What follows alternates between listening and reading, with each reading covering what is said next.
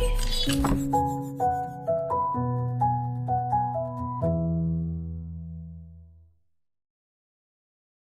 the last two videos, we looked at writing and reading applications. In this video, we'll look at chatting applications. In addition to the general-purpose chatbots like ChatGPT, Bard, and Bing Chat, many companies are looking at whether they can build specialized chat applications. If you're involved in a company where you have many people interacting with customers or having certain types of conversations of similar nature, this may be a case where you can consider whether or not a specialized chatbot can help with those types of conversations. Let's take a look. Earlier, we already saw the example of a customer service chatbot that might be able to take orders for a cheeseburger. Another example of a specialized chatbot would be one that specializes in helping you to plan trips. So how can I vacation in Paris inexpensively? And the bot could be built to have specialized knowledge about travel. And today, there are companies exploring a wide range of advice bots. For example, can a bot give you career coaching advice or give advice on cooking a meal? So a large variety of specialized bots that are really good at answering questions about one thing are being developed by different companies today. Some of these bots are capable of just having a conversation and giving advice. Some of these bots can also interface with the rest of a company's software system and take actions, such as to put in an order for a cheeseburger to be delivered. Another example of a bot that might be able to take action would be a customer service chatbot, where it turns out that many IT departments get tons of password reset requests. And if a bot can take care of that, then it may take some of the workload off your IT department. And a bot like this that needs to be able to send a text message to verify identity and actually help reset the password, this is a bot that would need to be empowered to actually take action in the world, such as to get a text message to be sent to someone. Next week, we'll discuss more how chatbots like these are built that don't just generate text, but can actually take action. Because of the number of customer service organizations exploring the use of chatbots, I want to share with you a range of the spectrum of common design points being used by different businesses. And for this slide, I want to focus on text-based chat rather than voice or phone-based chat. So at one end of the spectrum would be a customer service center with only humans. So you would have human service agents typing back and forth messages like, welcome to Better Burgers and let me place the order for you. At the opposite end of the spectrum would be chatbots only, where you just have software responding directly to customers.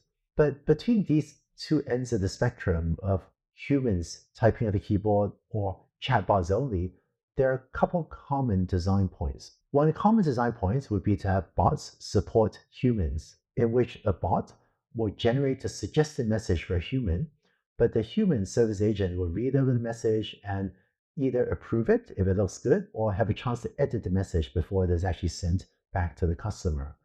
This type of design is often also called human in the loop because there's a human that's looped in and is part of the process before the message actually gets sent back to your customer. And this is a way to mitigate the risk of the chatbot maybe saying the wrong thing because a human can check over it before it's actually sent back to your customer. In the next video, when we talk about what LLMs can and cannot do, we'll go over some of the mistakes that LLMs can sometimes make. And so this design helps protect against those mistakes of LLMs. A little bit further on the automation spectrum would be if you have a bot to triage messages for humans. So maybe the bot answer the easy messages, but escalate to a human for the things that it isn't quite ready to handle yet. Sometime back, I actually led a team that built a bot that would automatically detect if the customer was asking for a refund request. It turns out that was about 10% of our total chat call volume. And by just detecting that and automatically giving the customer instructions, this routed 10% or so of the traffic away from the human agents. And so this saved the agents a lot of time and let the humans focus on servicing the harder requests. But this type of triaging is another common design to help your human service agents save time and have to focus only on the harder cases that they're more uniquely qualified to handle.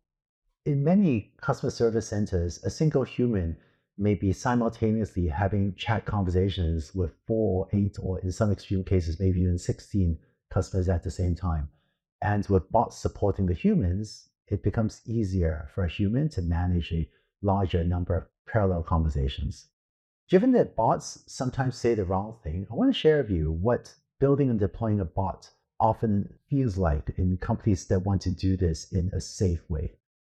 Often, companies will start with an internal-facing chatbot. So many times I would build a chatbot, but let only my own team use it to, say, answer the questions about travel or whatever the bot is supposed to do. And assuming your internal team will be more sympathetic and more understanding of mistakes and be more forgiving if the bot says something wrong at one time, this gives you some time to assess the behavior of the bot and also avoid public mistakes that could be embarrassing for the company. After this looks safe enough, a common next step would be to deploy with human in the loop, to let a human check over many of the messages, if feasible, before it actually goes out to the customer.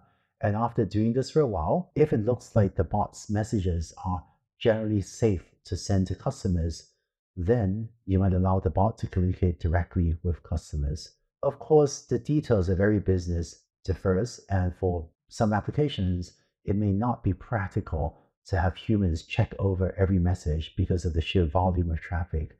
But depending on the risk of the bot saying the wrong thing, as well as the volume of traffic, and thus whether or not human in the loop is feasible, these are some of the design patterns I've seen companies use to try to deploy bots safely. To summarize, we've seen how LLMs can be used for writing, reading, and chatting. These three categories are not meant to be an exhaustive list of what LLMs can do, but they're just a few broad categories of what you might really use them for. And LLMs can do a lot, but they can't do everything. In the next video, let's take a look at what LLMs can and cannot do and better understand their limitations. Let's go on to the next video.